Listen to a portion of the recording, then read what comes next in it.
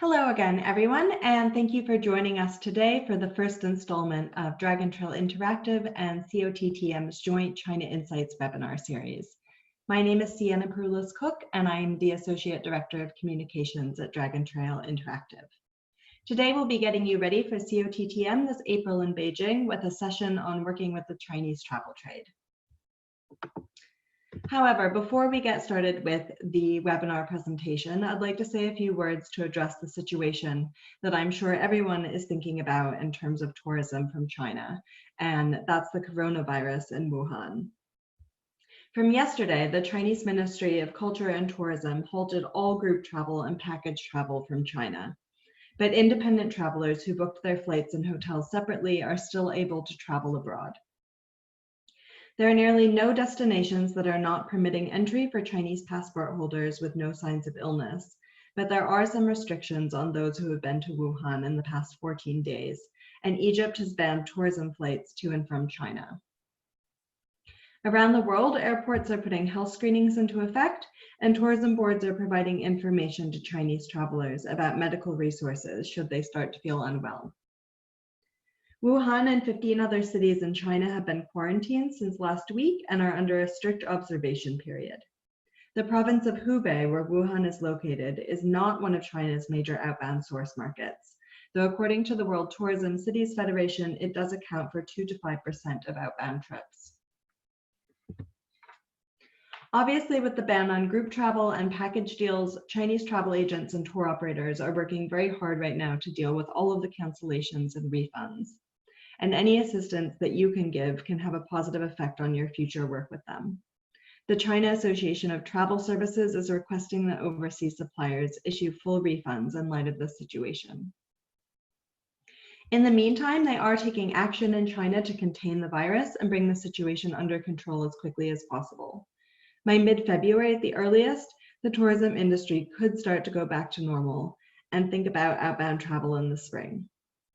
The SARS crisis of 2003, where the response was much slower and not as well managed as the situation now, was followed by a surge in outbound travel in the summer as soon as travel advisories were lifted. And we saw a very fast recovery of tourism within East Asia at that time. We have lots more information about the current situation and responses to it by tourism boards around the world, and are regularly updating that information on the Dragon Trail Interactive website. And obviously we'll keep an eye on the situation, but at this point in time, it seems like we may go back to business as normal in most Chinese cities with around 2 weeks, and the situation should be completely under control, even in Wuhan, within the next 2 months. So there is no reason to believe at this point that travel to and from Beijing in April would be affected. So moving on to the planned agenda for today, we'll be starting with an introduction to the travel trade in China and why B2B is still so relevant for this market. Then we'll share an essential how-to guide for Chinese travel trade shows and insights into how to work most effectively with Chinese trade partners to help them sell your product or destination. I'll also cover some basic Chinese business etiquette for those of you who are new to working with this market. I'll then turn over to Jane Carter from Tarsus to give us more information on COTTM in 2020. At the end of the webinar, we'll have time for a Q&A session. You can ask questions at any point in the webinar, which you should do by using the Q&A button, which you should see on your Zoom control panel. Please do ask questions this way using the Q&A button instead of through the chat, as if you use the Q&A button, the questions all go into a queue that are very easy for us to see and make sure we answer at the end of the webinar, whereas they can get lost in the chat. One final piece of housekeeping before we get started is that you will receive a PDF of today's slides, as well as a link to a recording of the webinar after today's session. So you'll have all of that information to review or share with colleagues.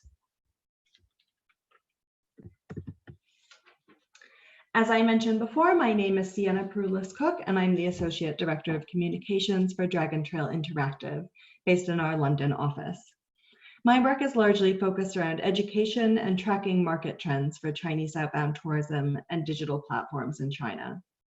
I publish weekly articles and reports on these topics on the Dragon Trail website, present a monthly webinar for Dragon Trail, and I'm also the co-author of an industry handbook called China, the Future of Travel. For those of you who don't know Dragon Trail Interactive, we are a digital marketing agency that focuses entirely on outbound travel from China. So we're very specialized in this area. We help clients with consumer marketing to reach Chinese travelers online, such as Chinese websites and social media. And we also help clients to connect with and provide online training for our database of over 41,000 Chinese travel agents. The company is headquartered in Beijing with offices in Shanghai and Xi'an, as well as international offices in the UK and the US. We work with around 80 clients on 6 continents, including tourism boards, hotels, airlines, attractions, and more. So let's start today's presentation by talking about the Chinese travel trade.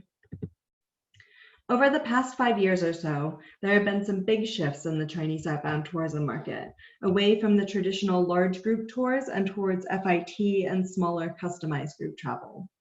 That said, a B2B strategy remains extremely relevant to this market for a number of reasons.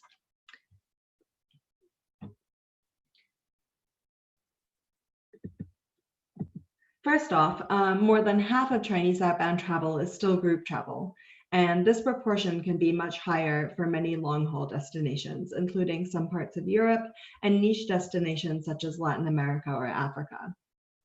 Secondly, small group tourism and customized travel has been perhaps the biggest trend in Chinese tourism over the past 3 years, and Chinese travel agencies now offer lots of very specialized products and itineraries and services to meet this demand.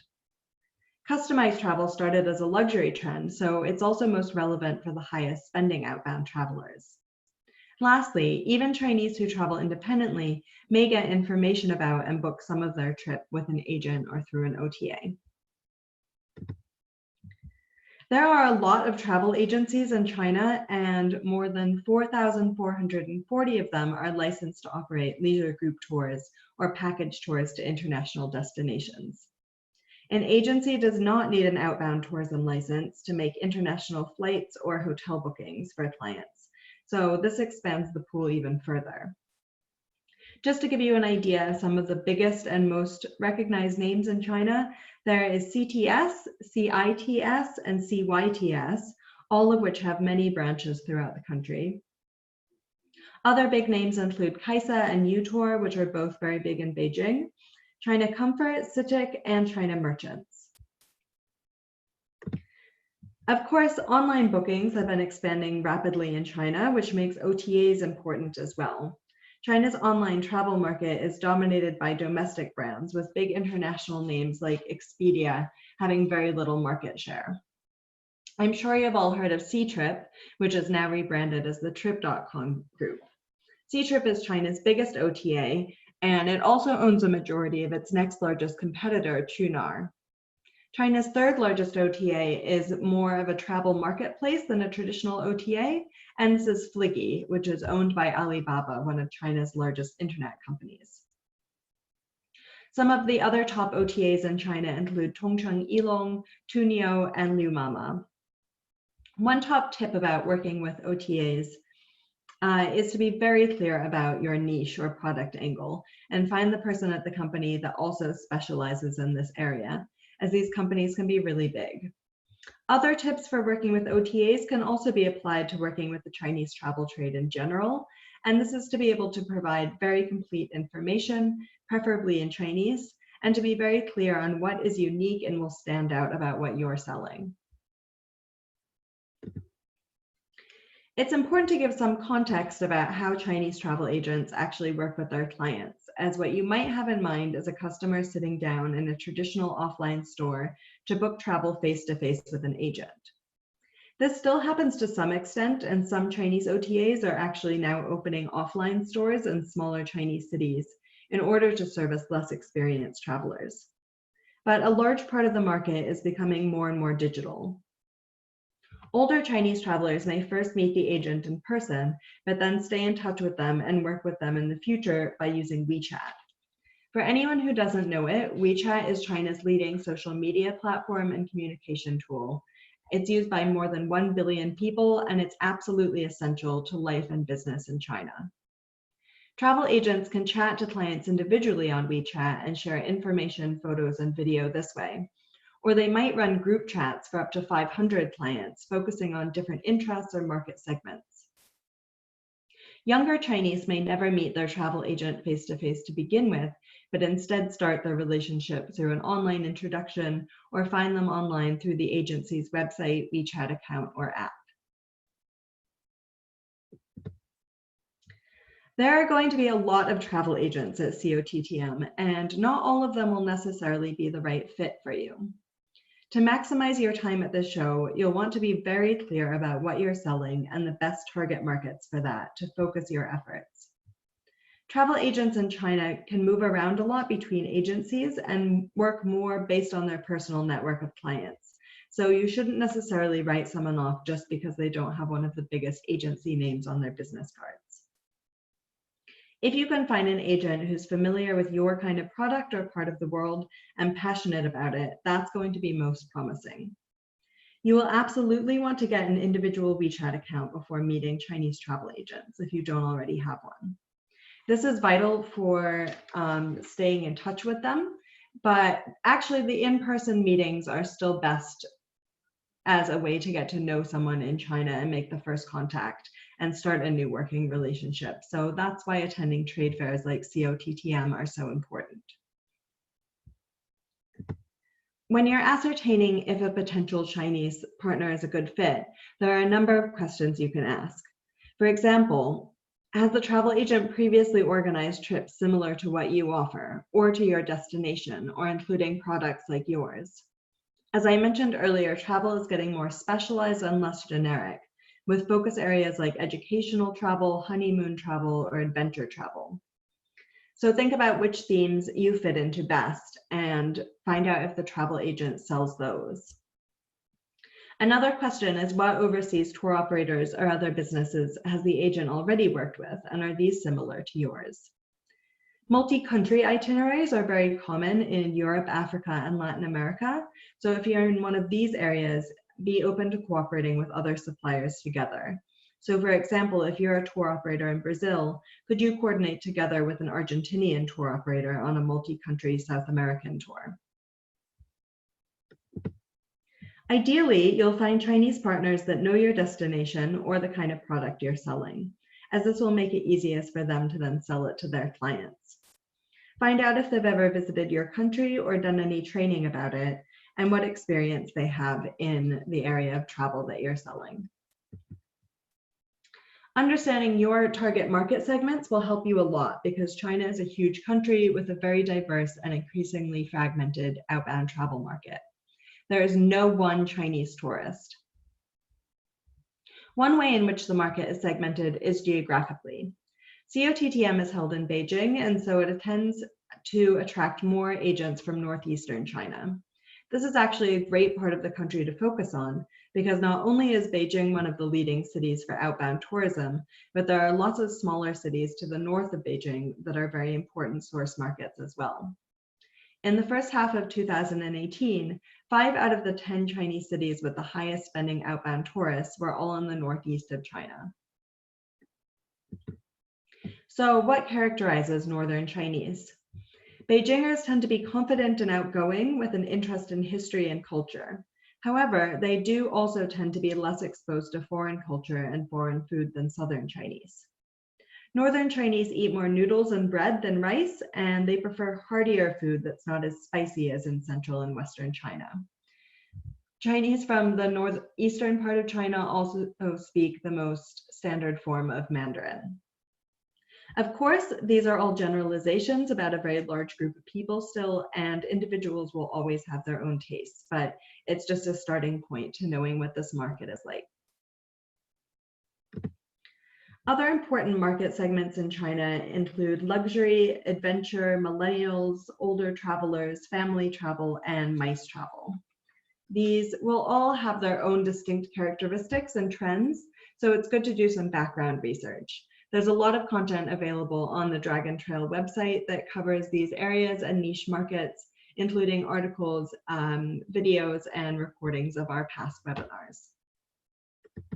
So now onto the trade show.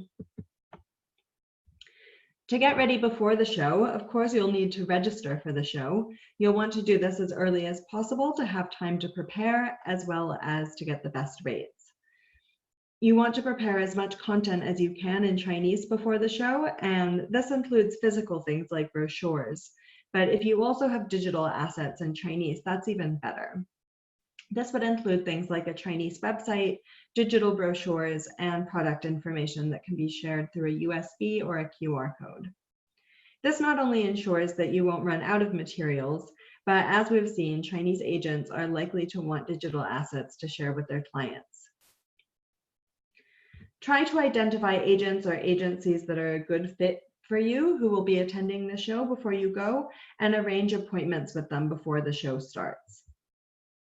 I've said this before a couple of times, but just to stress, you'll really want to make sure that you have a personal WeChat account to connect with potential partners. Downloading WeChat is free, and there is an English language interface, so there shouldn't be any issues there. Exchanging business cards is a quite important formality still in China, but scanning each other's QR codes to connect on WeChat is actually more important in terms of long-term communication and your business relationship. You can also consider creating business cards that have a QR code printed on them that people can scan to connect to your WeChat account that way. Especially if you're new to this market, you want to learn as much as possible about Chinese outbound tourism before the show. I mentioned earlier about the book that I co-authored, which is called China, the Future of Travel. It was fully updated in the summer of this past year, and it includes lots of information about travel trends and market segments, as well as digital platforms, the Chinese travel industry, and case study interviews. It's available for free as an ebook if you go to chinafutureoftravel.com and fill out a brief form there to request your copy. All of the travel exhibition photos in today's presentation were taken at COTTM in 2019. And I think this one in particular is brilliant because you can see that the exhibitor has a large QR code that's prominently displayed at his stand. And this QR code would probably connect to a website or a WeChat account. And then the Chinese woman that he's speaking to has WeChat open on her phone. So this really illustrates a lot of the points I've been making about the importance of having digital assets and the importance of WeChat within that business context.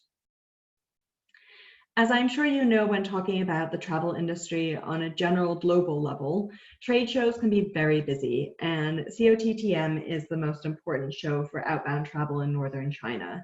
So there will be a lot of people there. To optimize your time, make sure a potential partner is a good fit before you agree to sit down to a meeting with them.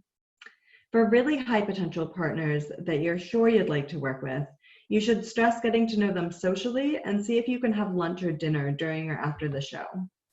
It's actually not likely that you'll finalize business and sign contracts right at the show, so you should treat it instead as a key opportunity to start forming these relationships. While a lot of the travel trade will speak English, it's not guaranteed. So if you have Chinese staff or an interpreter who can come with you and has experience in the travel trade industry, this would be advisable. Rather than leaving Beijing right after the show, we would recommend staying for a few days for follow-up meetings with people that you met. They may have more time after the show for meals and/or real business negotiations. And if you can visit their offices, this can give you a good understanding about how they work, as well as the scale and professionalism of the agency. You also want to make sure to follow up with your new WeChat contacts after the show. WeChat actually lets you add tags to contacts so you can easily sort them into groups.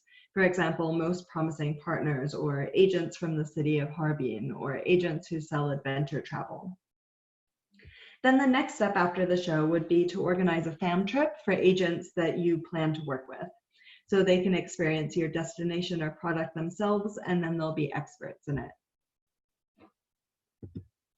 So what kind of information do Chinese travel agents need to most effectively bring you business? As I mentioned at the start of the presentation, Dragon Trail has a database of over 41,000 Chinese travel agents. We run online training for the industry all throughout the year, we conduct industry surveys, and we have a lot of knowledge about what's in demand. The bottom line is giving as much detailed information as possible, preferably in Chinese, as well as a rich collection of multimedia assets like photos and video. If you can let them know about options and products and itineraries, this will help them as well to put together packages that will sell best with their clients. Again, a fam trip is an ideal way to educate the agents about what you offer and also get their feedback, which can be very helpful in adjusting your products or services to best meet the needs of Chinese travelers. Among the details that Chinese agents and tour operators will want to know are information on hotels, transport from China and within the destination, tourist experiences and attractions, and information on comfort, health, and safety. Safety is particularly important to the Chinese outbound tourism market, and especially for more niche destinations like Africa and Latin America and the Middle East.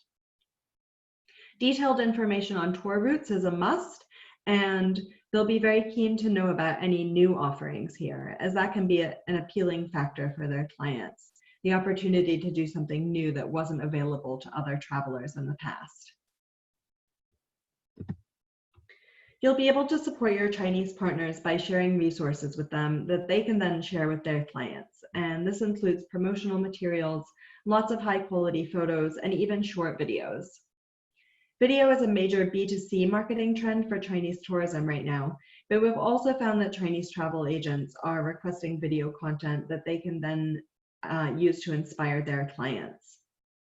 Information on things like your local culture and cuisine can help you stand out, and if you're able to offer any services such as English speaking or preferably Chinese speaking local guides and service staff, this is ideal and you should let them know about this. Before attending COTTM, and especially before going to any meetings or negotiations, it's good to know some basic business etiquette. For greetings in China, it's not necessary to bow. That is a Japanese, not a Chinese custom. Shaking hands is standard, and just saying hello, ni hao, in Mandarin will help you score some points. While WeChat is more important for communication, the exchange of business cards is still a formality that's very common in China. Business cards are often called name cards in English in China, which is a direct translation of the Chinese. So if someone says something about the name card, that is what they mean. Ideally, you should get business cards that have your language on one side and Chinese on the back. This shows your commitment to the Chinese market and also will help them to understand what your role is at the company, what your company is, and remember you. In China, you should give and receive business cards as well as other important documents using both hands, like the picture here. When you receive a business card, make sure to give it a good look, and then you can place it next to you or in front of you on the table if you're sitting down to a meeting. Don't just put it in your back pocket or throw it into a bag casually. In terms of meetings and negotiations, obviously it's best to negotiate business at in-person meetings. Chinese people are very punctual, and it's a good idea to arrive early to meetings. Beijing traffic can be very bad, so give yourself a lot of time to make sure that you're on time or early. Chinese partners will trust you much more and feel more comfortable working with you if they know you on a more social level. So do take advantage of face-to-face meetings to socialize. It's quite common in China for people to ask personal questions, such as if you're married or if you have children. So don't be surprised or put off if somebody asks you a question like that. Chinese can be very tough negotiators, so you may need to be firm. But don't get emotional or threaten to walk away, as this is not the way they conduct business and it may make them very uncomfortable. You'll want to stress the quality of what you're offering rather than focusing on price, and make sure you can deliver everything that you offer and a little bit more on top of that. At the beginning of a business relationship, Chinese travel agents will probably try to test you by being quite demanding, so just be aware of this. Once you've proven your reliability, things will be much easier. It can take a while to reach an agreement, even after follow-up negotiations, so you can continue to talk over WeChat as well. Even after you've agreed on a contract, there still might be changes or last-minute requests, so you'll also need to be aware of this. And it's one of the reasons that having a good personal relationship can give you more of a guarantee and ensure that things go smoothly with a Chinese partner. In terms of costs, it's standard to receive 80 to 90% upfront and the remainder after the trip. And if an agent doesn't want to agree to those terms, you'll really want to make sure that you do due diligence on that agent to make sure that they're reliable to do business with. Even after you've successfully conducted business and sent out the first trip, first tour group, you can't be guaranteed that an agent will continue working with you. So one thing that you can do is offer a year-end bonus, which would generally be given around Chinese New Year, or some other incentive to help ensure continued cooperation. Gift giving is quite common between business partners in China, especially at the Mid-Autumn Festival and Chinese New Year. It's a nice idea to bring a small gift representing your local culture or your company to give to partners. Having meals or banquets together is a big part of Chinese business culture. When eating together, don't finish all the food on your plate if you don't want to eat more, as this is a sign that you haven't eaten enough, and your host will then either urge you to eat more or they'll even put more food on your plate for you.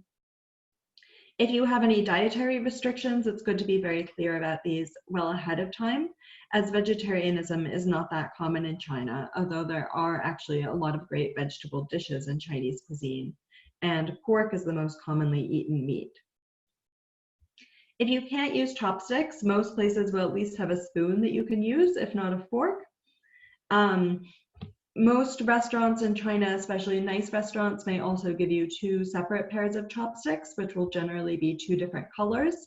And one of those pairs is meant for serving, and one of them is meant for eating with, and this is for hygiene reasons. And I would expect later this year that would definitely be in effect at restaurants. So that is what the 2 different pairs of chopsticks are for.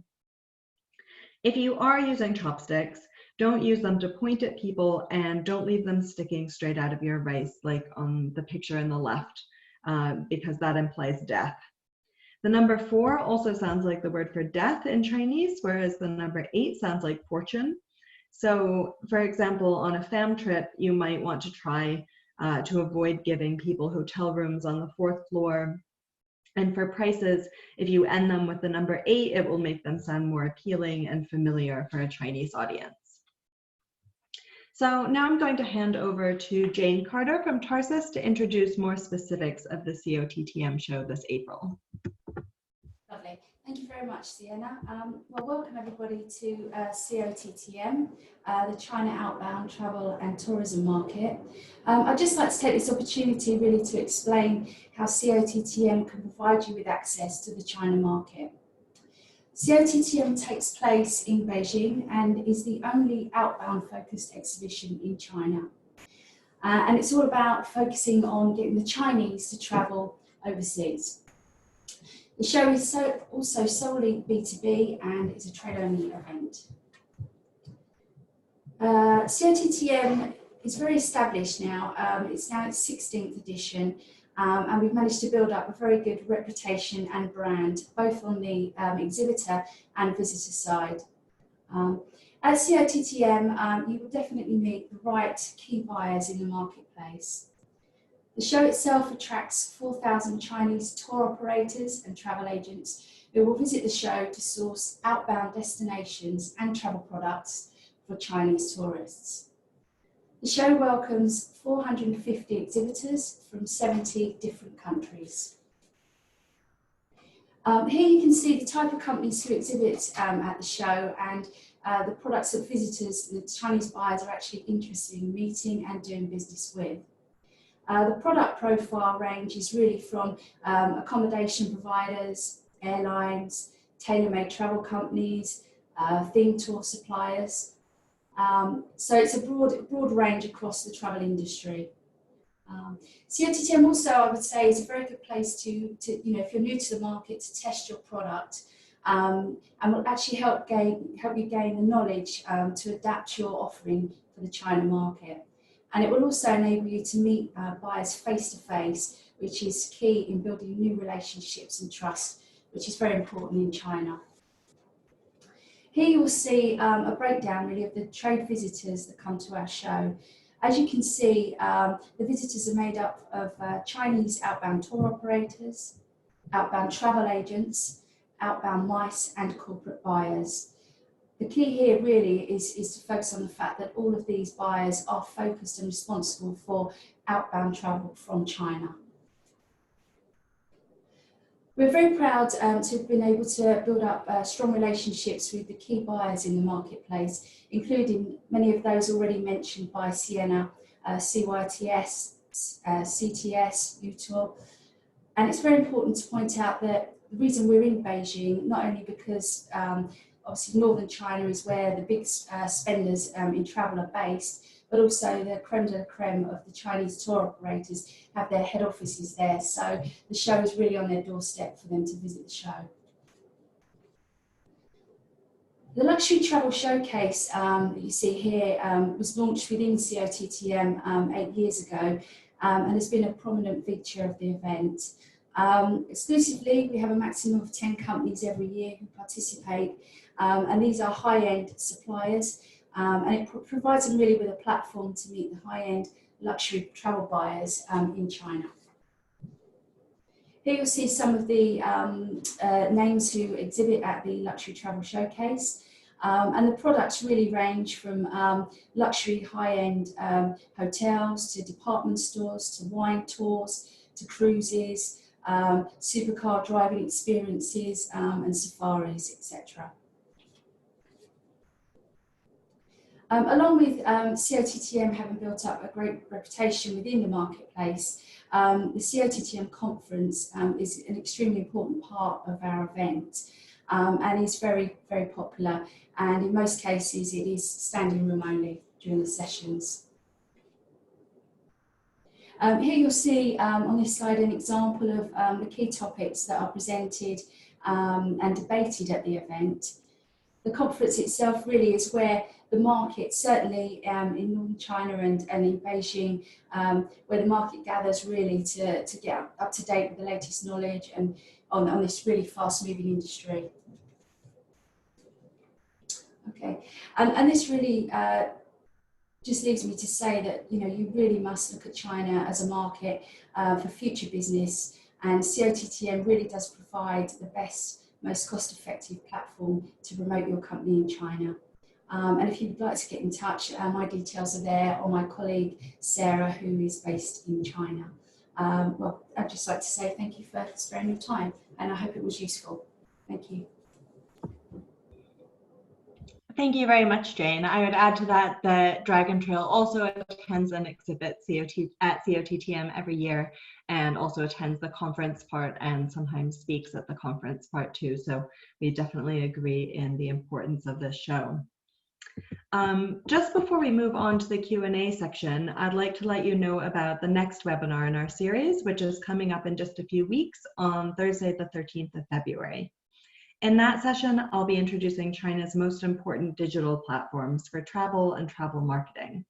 More information on the timing and registration links will be shared with all of you soon. So now we have some time available for a Q&A, either for me or Jane or both of us.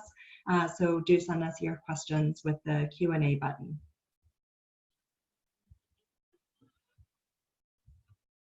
And while we're waiting for those, I'd also like to say thank you very much for everyone for attending today. And I do hope that you'll join us again in a few weeks for our next webinar.